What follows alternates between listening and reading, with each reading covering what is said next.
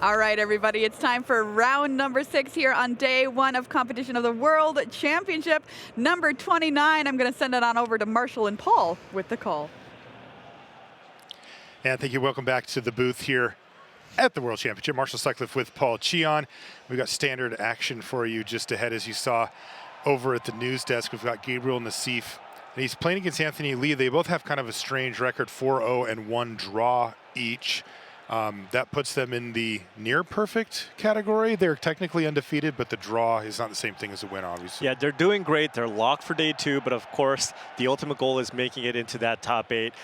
So both players with really great starts, but Nassif here, as Monty mentioned, kind of going into the dream matchup. If there's ever a thing that, if you can ever call a matchup kind of polarized in Standard, which is pretty rare, this is probably one of them, where the ramp deck really just is great at going over the top of mid-range strategies, especially ones without counter spells. That's exactly what he's playing here. Yeah, you know, we often use that shortcut when we talk about how matchups go, is particularly in constructed, but even in limited as well. You know, where you want to be just like a step slower. You don't want to be way slower, but you want to be a little slower. And Gabriel Nassif is like that perfect distance slower, you know, where he's going to be able to basically keep up card for card with Anthony, but then have just bigger, more powerful stuff as he goes.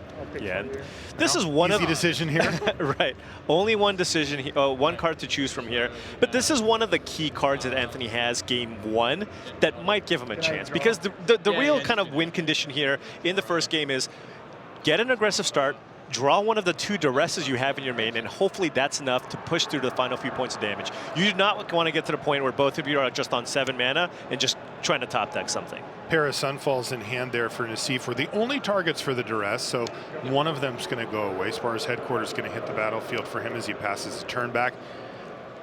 These tri-lands are really at the core of this deck. Yeah, it allows you to turn on, of course, the Leyline Binding, which is just an extremely, extremely efficient removal spell. 1 mana, kill anything. Pretty good. Pretty good. And this is an interesting wrinkle in Team Handshake's version of the Golgari midrange deck. So what's normally pretty standard is 2 copies of Tenacious Underdog, 4 copies of Mosswood Dread Knight. And then you have a little bit of wiggle room for the other 2-drop slots. You kind of want to go for 8 2-mana creatures. Anthony Lee choosing to go with the Bramble Familiar. Interesting. It's an okay card. If you have one in your deck and you play a turn 2, it does give you that ramp option. Allows you to play potentially a Shieldred or a Blossoming Tortoise on turn 3. But of course, if the games go really long, well, guess what? It can do its best Invasion of Alara impression. Let's say you go fetch, you cast Fetch Quest. Let's say you hit one of your 2 or 3 Virtual Persistences. You could put those into play. Okay. It's just a one-of. It's just a one-of. That is the one problem with this deck, is that outside of the Mosswood Dread Knights, the other 2-mana creatures are not the most impressive.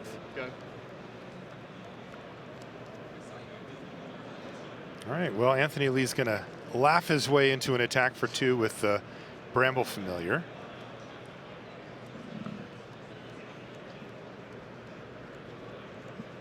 A lot of really good options here for Nassif. Has that virtue of persistence to try to slow things down, play a Triome, gain some life, or can just choose to go ahead and run out the Topiary Stomper here, get to 4, next turn that would get him to 5 mana to play the Sunfall. However, Mirrex is the only untapped, only land that comes into play untapped. So, so then Nassif next turn won't actually be able to play Sunfall unless he draws another untapped land. Gotcha. Yeah, Tenacious Underdog on the other side. And you see Nassif planning ahead here, playing a Jetmir's Garden tap this time.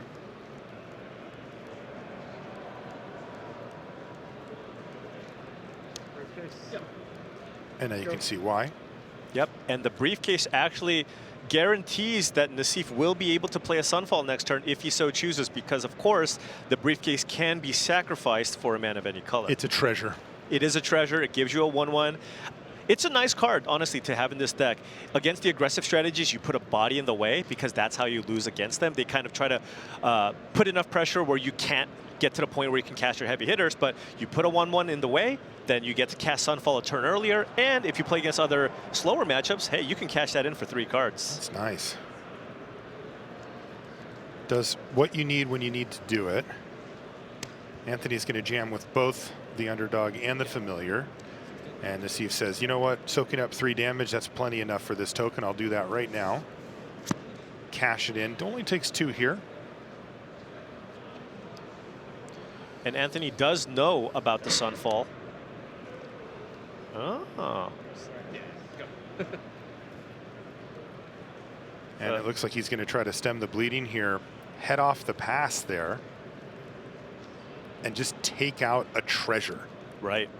I mean, that's a steep price to pay. Yeah, I mean, you just, Anthony knows what his role is here. He is the aggressor, wants to slow down Nassif as much as he can, get him down, get him low enough where, you know, even if Nassif plays a sweeper, all of a sudden you have the ability to maybe turn on the Witch's Cottage, or the Restless Cottage, excuse me, and get in for the final few points of damage.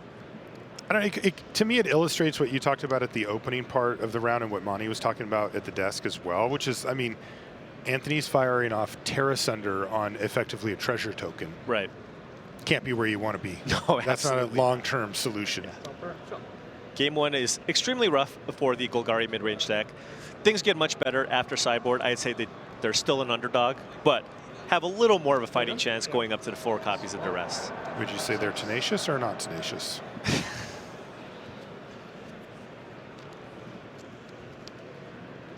All right, big stompies here. But currently just in ramp spell mode. Yeah, and the Stomper not able to attack or block just yet. 2 more lands needed here for Nassif. So I don't think Anthony is interested in adding any more creatures onto the battlefield here. You have 2 in play. We might see an activation here of the Restless Cottage just to get in here for get in there for 7 points of damage. That's got to be tempting with Nassif down to 16. That's right. A big hit.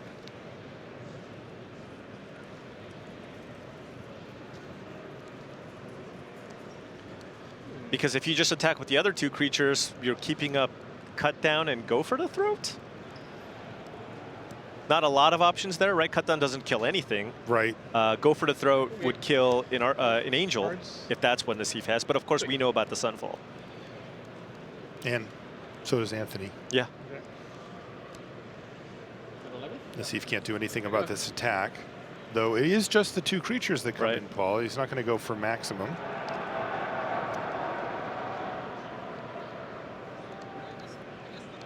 I wonder if Nassif can just choose to play Virtue of Persistence here. Oh, there's an Angel off the top. Hello, Archangel of Wrath. Oh, this is so brutal. And even if you kill this in response, Nassif will gain 4 life.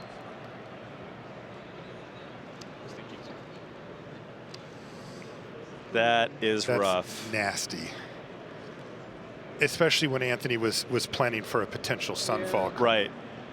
And now all of a sudden he's facing down a 3/4 flying lifelinker.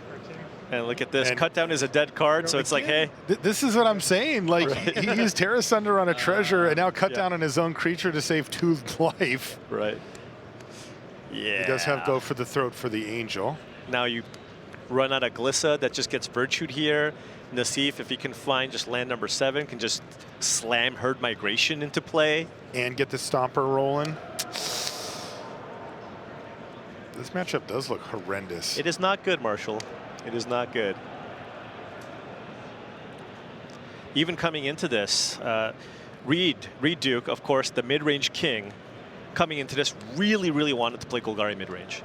But at the 11th hour, he just could not figure out a way to turn this matchup around, and ultimately chose to go with the ramp deck. And with teammates playing it, it's kind of right in your face. Exactly. It's like, I don't want to lose to you or you. Yeah, I'm going to be playing it.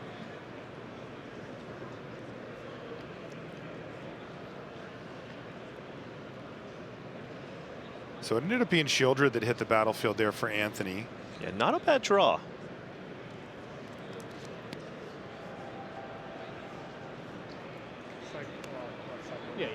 He's going to cycle Herd Migration. Go grab himself a land. Yeah, land number 7 here. Nassif could, I don't know if he's going to go for the Sunfall, could get a little cheeky and attack first. See if Anthony is willing to block and then finish off the Shieldred with Virtue. the Virtue. Okay. If he's going to lose it anyway. Right, yep, there it is, getting in there. Anthony's like, He's like, oh, come on. Because it could also be an angel. So it's really hard block here. Sure.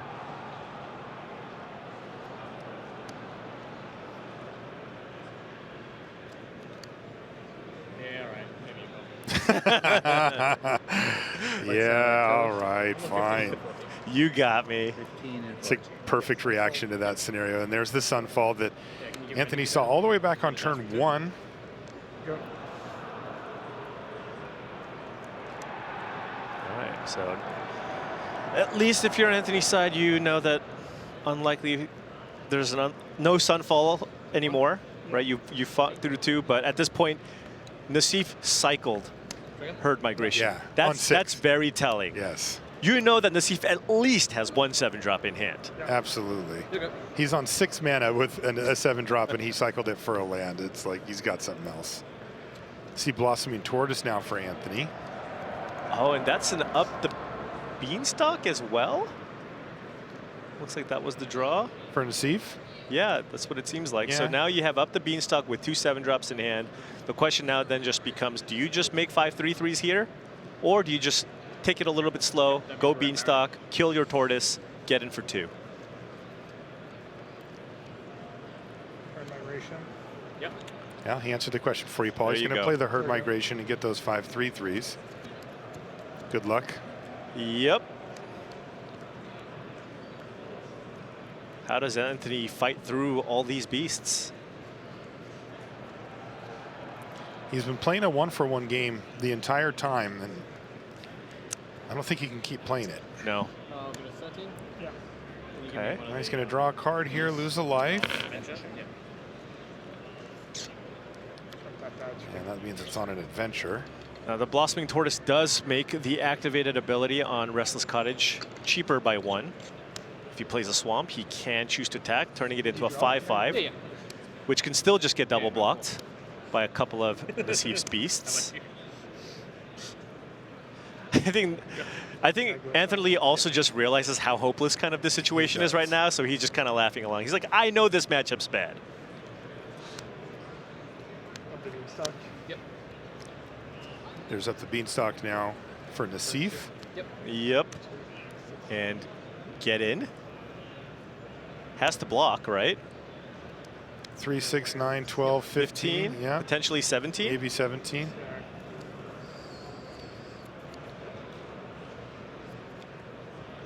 If you block the 3/3, is that lethal? 3, 6, 9, 12, 14? Still. He's at 13. If you activate the 2/2, that's just, I think that's game. Yeah, attackers everyone. Playing around cut down maybe? Oh. Go. Yep. Or not. And Anthony just did it for him. Okay, there's game number 1. By the way, that's classic Nassif. Right. Absolutely classic Nassif, which is that he navigates everything, all the really hard stuff, and then just kind of forgets to turn his It is wild. He is He's known for that. He is one of the greatest players of all time and can think many, many turns ahead and come up with game plans nobody else will. And then every now and then he'll go, oh, I could have just turned that into Forgot to activate my creature. But it doesn't matter. But it didn't matter, yeah. All right, let's get game number 2 underway. Do things get any better for Anthony post-board here? Yeah, absolutely. I mean, the Nassif's deck's already kind of pre-sideboarded in this matchup. Anthony Lee then now gets to remove the cut downs in his deck, and a lot of other spot remote. Virtual Persistence is not especially strong either. And then gets to replace that with more copies of Duress, Phyrexian Arena, Rankle's Prank, and more Planeswalkers. And check this out here. Nassif boarding in Obstinate Baloth. Normally that's a card you bring in against aggressive strategies, but that's a nod to Liliana of the Veil. If Anthony Lee goes Liliana of the Veil, tick it up, boom, get you with the Baloth. That's great. Turn 2 Beanstalk here for Gabriel Nassif. Could set the stage for a dominant late game. But in the meantime, he's going to get smashed for 3. And no 3-drop here for Anthony, I don't think. Maybe another 2-ball. Or maybe he found something.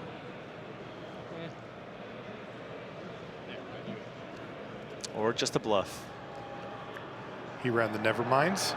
Given the hand, I mean, assuming this is correct. I guess that is kind of a bluff then, isn't it? There's the untapped Mirrex, and there's a Stomper. All right. So there's a Stomper, but Swamp and no then swamp. Sunfall. Did Nassif have a removal spell? Because Anthony Lee could potentially just slam a Shieldred this turn, potentially. And yeah, no way to actually get Shieldred off the battlefield in hand. Interesting. So Anthony could choose to go for the Tortoise instead as well, develop the mana. But Shieldred does represent a lot more damage. Yeah, especially with the Dread Knight able to get in this turn again. You think maybe Anthony's going to think in terms of outright aggression. Yeah.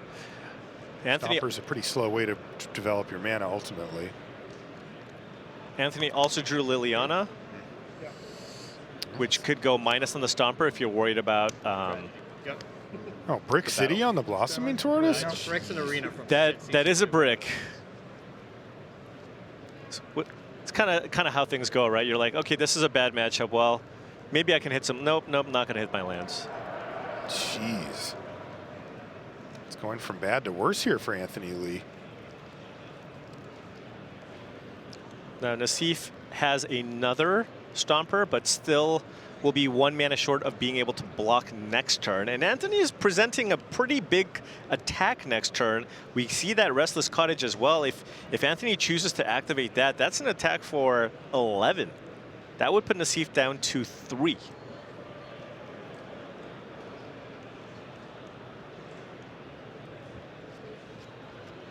You see Nassif going to the tank now because he probably just saw the same thing you just said. Yeah, I wonder if Nassif's going, well, I have this 4/4 in my hand. I could just play it. Yeah. I wanted to kind of get you, but I do have if you have Liliana of the Veil, I can still sack the Stomper. Yeah. And I have the 4/4 in play to block your Tortoise or the Dread Knight. And a life gain don't hurt either. Now, Anthony Lee does have Liliana plus Go for the Throat, so that plan won't exactly work. I believe he has access to 3 black mana here. So. I'm playing Golgari. Can I ask you to make a play, please? Yeah. Customary nudging from the judge. Right, Nassif going to be taking a lot of damage now. He's sacrificing the short term for the long. Right, because on the following turn, we'll be able to just slam Herd Migration and kind of put the brakes on everything. And I don't think that the Golgari Midrange deck has a great answer to just an army of 3/3s. I think it's going to do a really, really good job of stabilizing the board. And as we've seen time and time again with Herd Migration, it does more. You know, it stabilizes, and then all of a sudden they're kills you. attacking, and you're dead in a couple Yeah. turns too.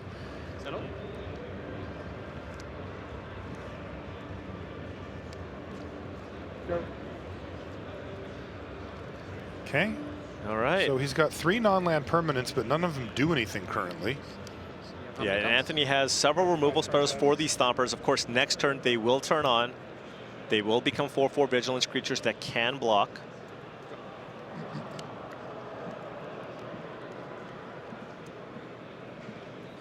But now Anthony has to be mindful of, hey, what's the worst 7-drop you can play here? And how can I play around it? Might want to save that Go for the Throat if, for example, Nassif's 7-drop is a Traxa, right? Right.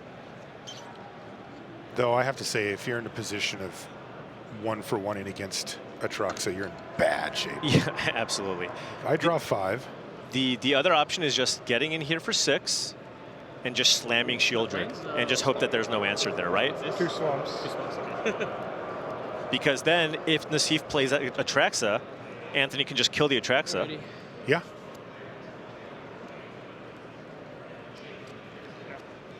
Oh, okay, getting really aggressive here. So maximum aggression here for Anthony Lee. It's 11 damage. Nothing and make a food, so you know this as well. Gonna hit this time, right? Oops, sorry. This comes into play. I get this food. I take 11, right? Yes. That's 3. So down to 3, but now Nassif is gonna be able to put lots of creatures into play. 20 and Pardon? 20 and what? 20 and 3. 3. It's a good score for Anthony. Okay. 20-3. Yeah. Fortunately, that's not how we score Magic games, is it? Yeah, and I think Atraxa is tempting to play here, but I think you just want to put a ton of creatures in Yeah. play just to prevent Anthony from swinging in next turn. Yeah, if you knew for sure that Atraxa was going to survive, it would be the higher upside play. Oh but yeah. if it were to die, it could be disastrous.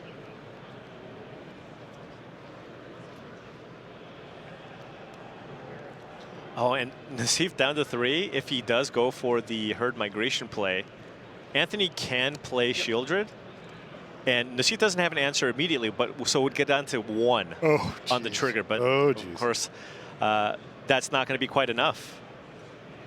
And by the way, once again, the life total sinks very, very quickly once tide turns. You see these 2 stompers smashing in for 8 all of a sudden.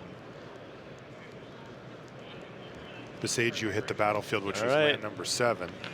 It's a lot of 3/3s here. We now, I mean, Nassif has 23 power on the battlefield now. Wow, he went from 0 at the beginning of the turn to 23. Yeah. That's insane. And 8 of it attacked already. So what is Anthony going to do? Oh, he did find Duress just a little late. But doesn't nab the creatures. So probably going to be taking the Leyline Binding here.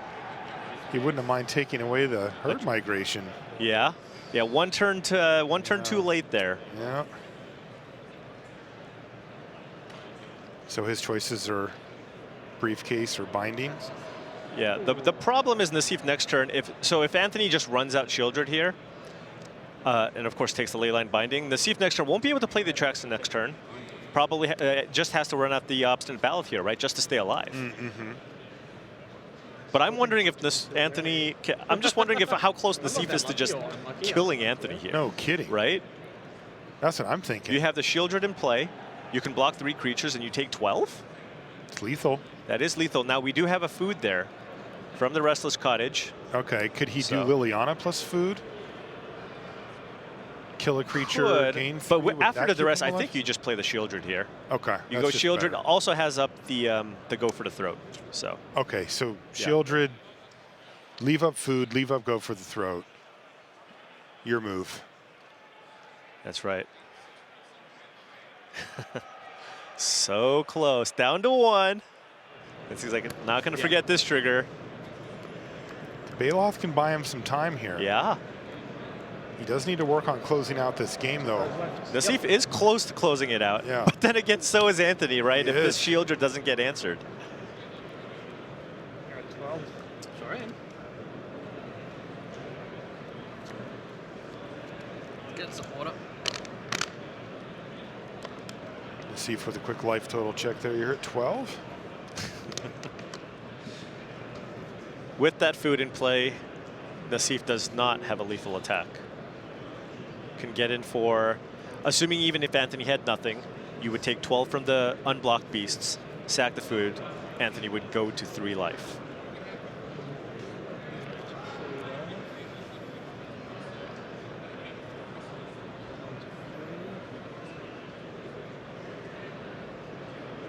So big turn here for Nassif, right? Needs to figure out, do I want to attack this turn?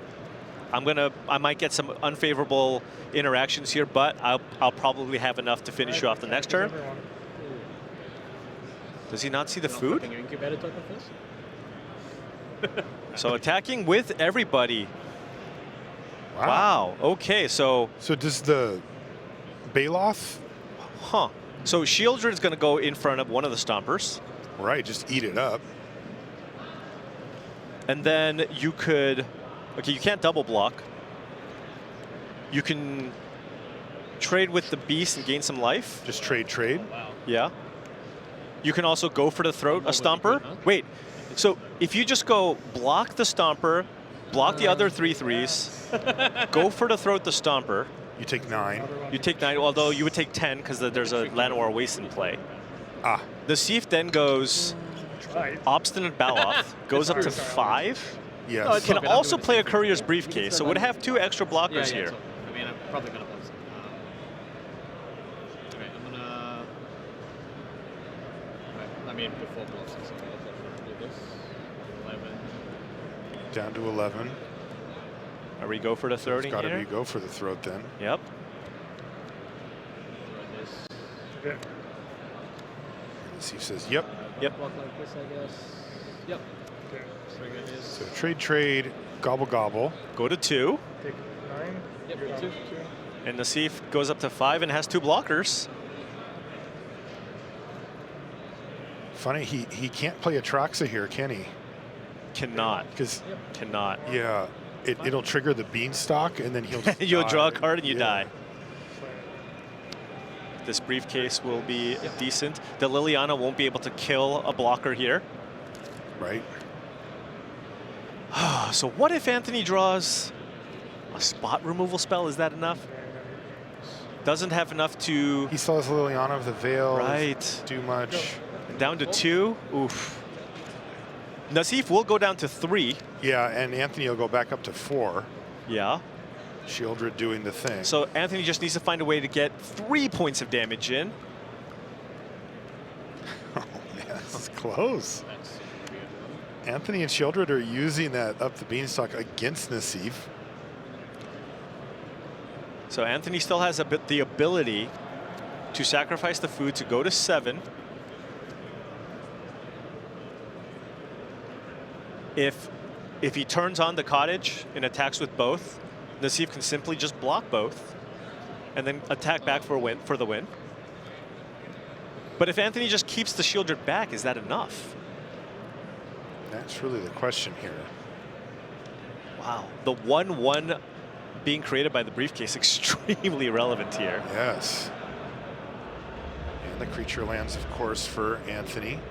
So Anthony did draw a Nissa off the top. So this is going to generate a giant creature and put that into play. But Okay. is that enough? Because you play it and you make a 7/7. Mm-hmm.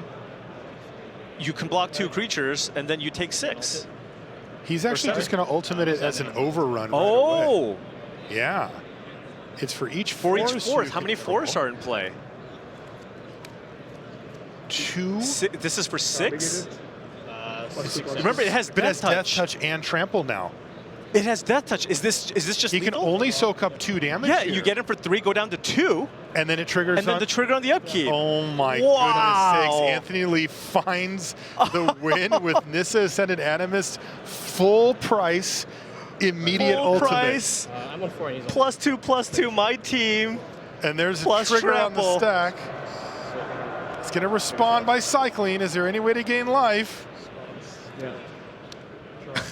Leyline Binding, and it draws a card and you lose anyway. It's a lot of triggers. Yeah, that's way too many. What a draw That there was from Anthony. insane from Anthony. Combination of Death Touch plus Trample gets the job done. Classic. That's how you got to do it, right? Yeah, you got to kind of absolutely. figure out a weird way to steal a game. Still, now Nassif's going to be on the play. Although both players down to 6, there's a duress for Anthony Lee. Ooh, and Nassif only on 2 lands here. I wonder if you just take the herd migration just Wow. to slow Nassif down here. That's tough. Just Look at got- that hand. Just got to fight through some removal. Yep, took the migration. Okay. Another. Oh, and it's a Ooh, Trox not off the what top. you That wanna is draw not there. what he wants to see. Yeah, Nassif has a bunch of uncastables here. I mean, the deck does have a lot of lands, so you're really just going to have to rely on naturally chaining some lands here to get into this. Yeah, the only card he can cast right now is Go for the Throat. I think that was another duress off the top here for Anthony Lee. So he knows about the Go for the Throat. So I might not play out the Bramble Familiar unless you want to use that to soak up the Go for the Throat so that your Blossoming Tortoise stays in play. Okay. Nope. Looks like he's gonna He's like, all right, if you want to use it, go ahead. throw it. And Nassif says, "Wow, you're gonna make it that easy?" It's like, well, you probably have something else that you want to protect. Right, and he might want to go for the throat, whatever it is that Anthony ramps out. You know, next turn a 4-mana play. Yeah, or the concern is, hey, if I kill this, next turn you go Glissa. Oh yeah, I'm in trouble. Then it could really snowball quickly. Yeah, he's actually just going to hang on to go for the throat as Nassif really needs to find lands. Are you The land? serious? He drew another Oh, Atraxa. no. back-to-back Atraxas here. Begging for stuck on lands, 2. and he finds 2 4-color 7-drops off the top of the library. Oh, that is rough. Geez, that herd migration's just giggling away in the graveyard as Anthony Lee made him discard it. Would have been so clutch. Oh, shake of the head there from Nassif. He doesn't like it.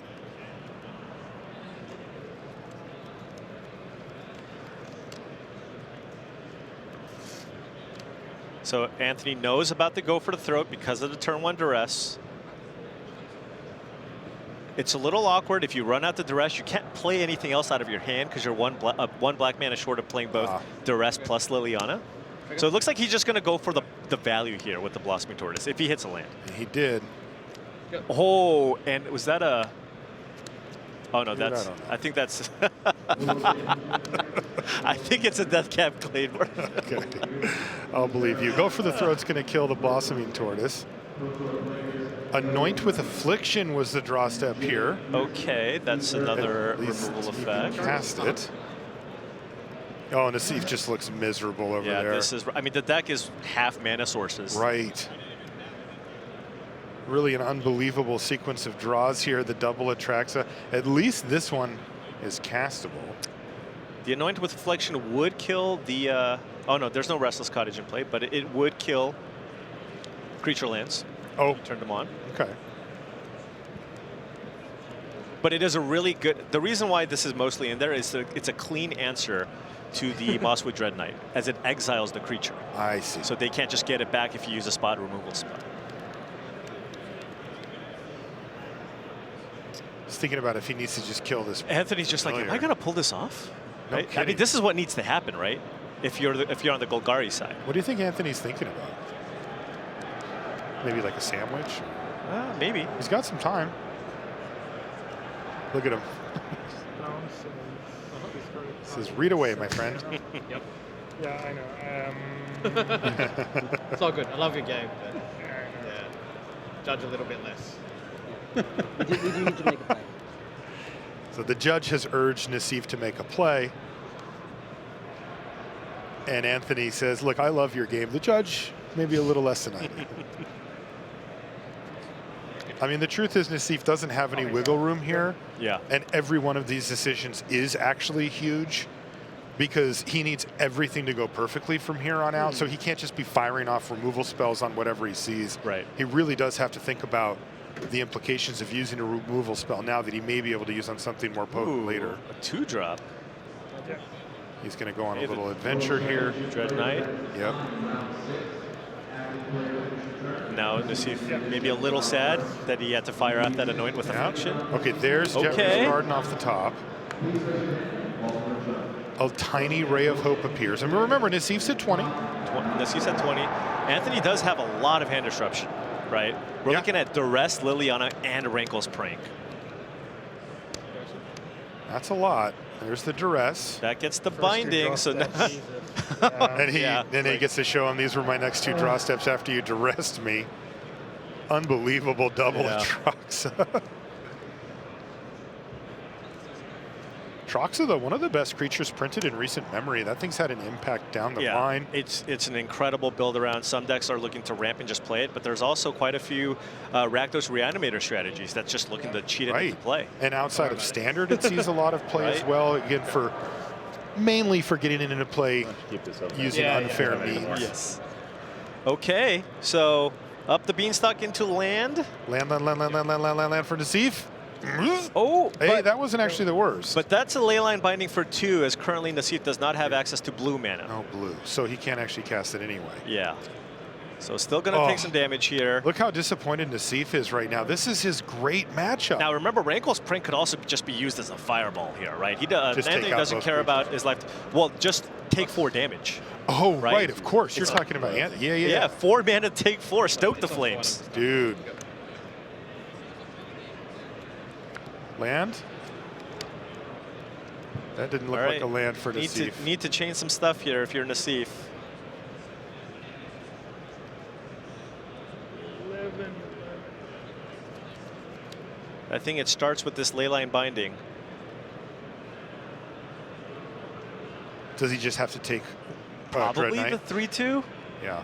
I mean, It's his rough life though total is because just you're not gonna beat a Liliana on 6, no, right? No, but you're going to be dead much quicker to the Exactly. damage. Yeah, you're right. Ugh, So you're just gosh. gonna just try to find a land here. Land off of the up the beanstalk to maybe Nice. give him a shot. Really So he's constant, so he's gonna draw the card first to see, get a little more information. Did get the land. So the leyline binding's on the stack. Resolves the trigger. Yeah. Now the leyline binding can enter the battlefield with its target.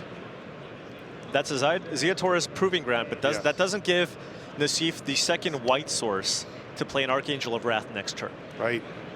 Because that's the type of card that could get him back Right. at least a little bit.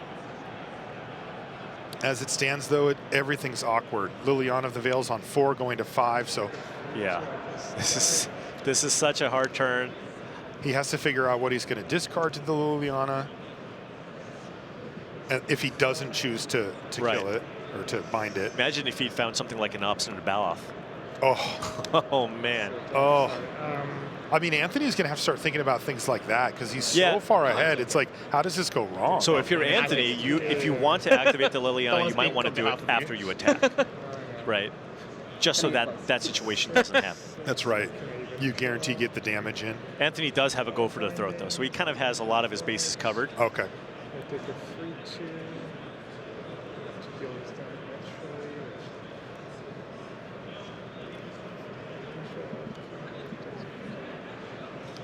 That's gonna take your Lily. Yeah, so Okay. I mean, this is the position that Nassif's in. He doesn't want to do this, No, absolutely not. but he knows that like the only way he can come back is if things go really perfectly for him. And it might be the Archangel, yeah, that just somehow miraculously survives and can block or whatever. get in for 6, get you down to 5. Now there's a Well, that- creature land here. That prank is really looking You can nasty. you can just go, hey, discard 2 cards and take 4. Although the discard is not even that great, just because there's 2 Atraxas that Nassif can just. There's one, yeah, because one of them got Oh, Lily you're on right. it, You're right. yeah. Absolutely. But still, All right, just passing, keeping up the removal spell for the Archangel of Wrath. right, White source? Nope. that was not a white source. And I think that's going to It be was it a here for Besager. Nassif. Boy, tough beats here for Gabriel Nassif. You got to love, though, Anthony, this game, mana issues for Nassif. This happens to everybody. This is somewhat straightforward.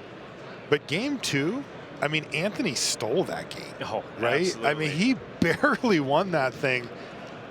And he found a really cool line with the Nissa. I'm trying to think what other card he could have drawn I there wonder. that could have gotten him out of that. It I might would have just been assume there Nissa. wasn't one. Yeah, Rankle's Prank also, I believe, probably would have gotten it done, right? Okay. Just 4 damage. right. And that's going to do it. Anthony Lee with the big upset here. You heard Nassif say, good games, but boy, he has to be frustrated with that result. Yeah, absolutely. I mean, but that's just going to happen. You're a huge favorite game 1, but things get a lot closer. Game 2, Nassif is going to be having some nightmares about what happened in that instance. However, still 4-1-1, still a long tournament to go. Starting off really great, but yes, this is a tough loss playing against your best matchup. Really, really tough. We're going to take a short break, but when we come back, we've got more magic here from the World Championship. Don't go anywhere.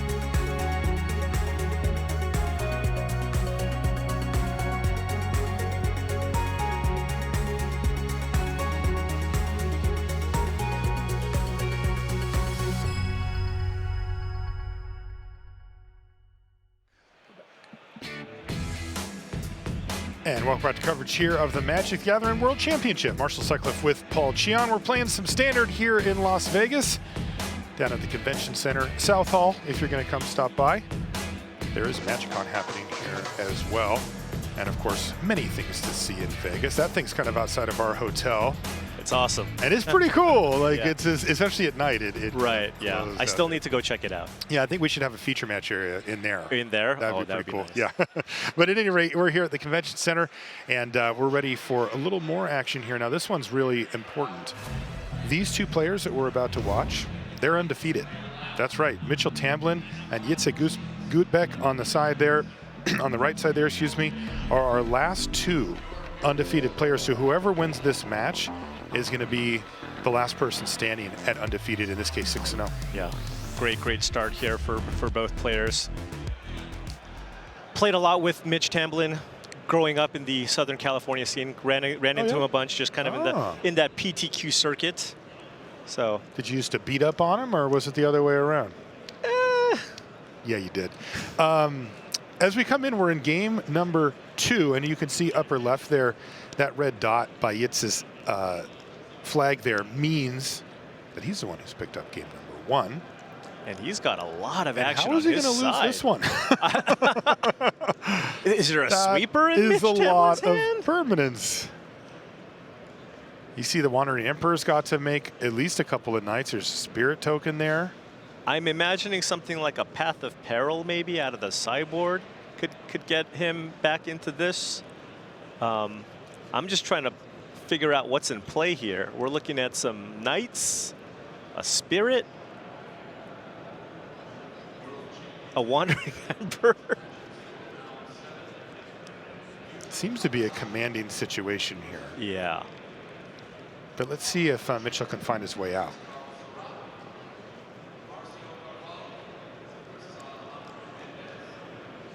There are a pair of Virtue of Persistence exiled on Mitchell Tamblyn's side, Oh, I see them. but I don't think he's in any position to be able to just go tap out Virtue Go at this point. That seems like the type of play that would lose you a game, but who knows? It's a Virtue of Loyalty.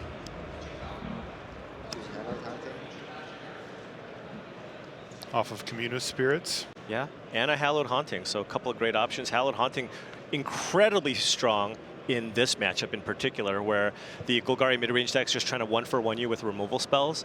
And if this thing just stays in play unchecked, I mean, it's just going to take over the game.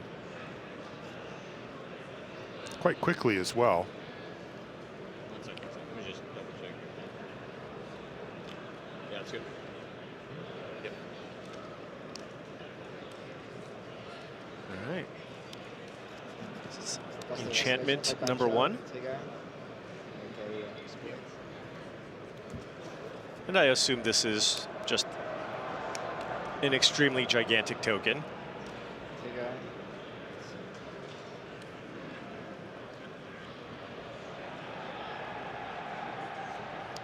But wait, there's more. It's got a plains here. And it looks like there are more than enough enchantments or creatures so that everything in play will have flying and vigilance here. Even better.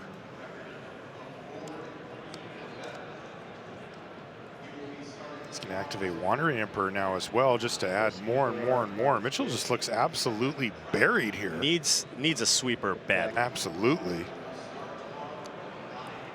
Path of Peril or bust. That's what it seems like here.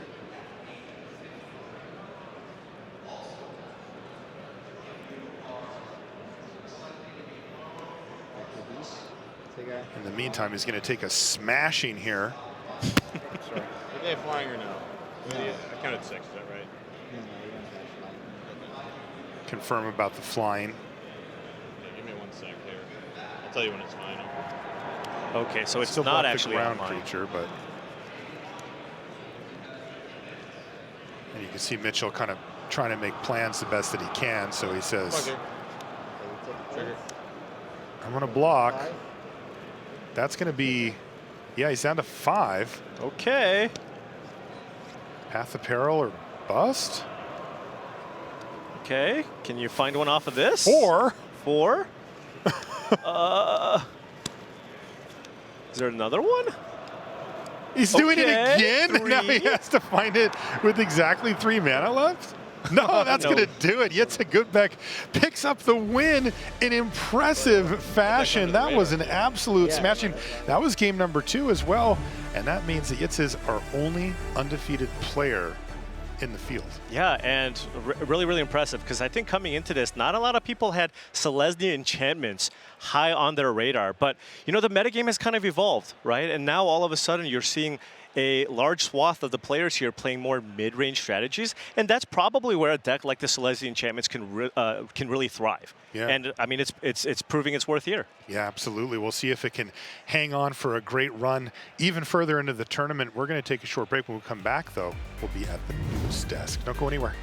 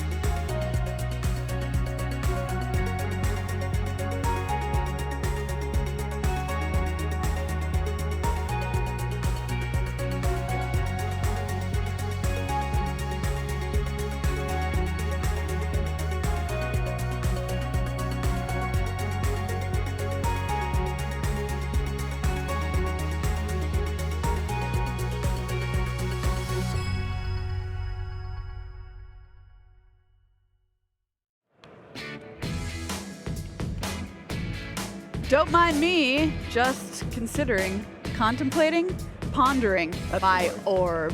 There it is. Welcome back to coverage of World Championship 29 from Las Vegas, and a look at the player area here in the building. Welcome back to the news desk, Marie Bartholdi and Mani Devuti. Well, we've got another round to go. Let's take a look at our leaderboard as we get down to the wire here on day 1 of competition. We have one lone undefeated player left in the building, Jitse Goutbeek. Anthony Lee also technically undefeated with a draw there.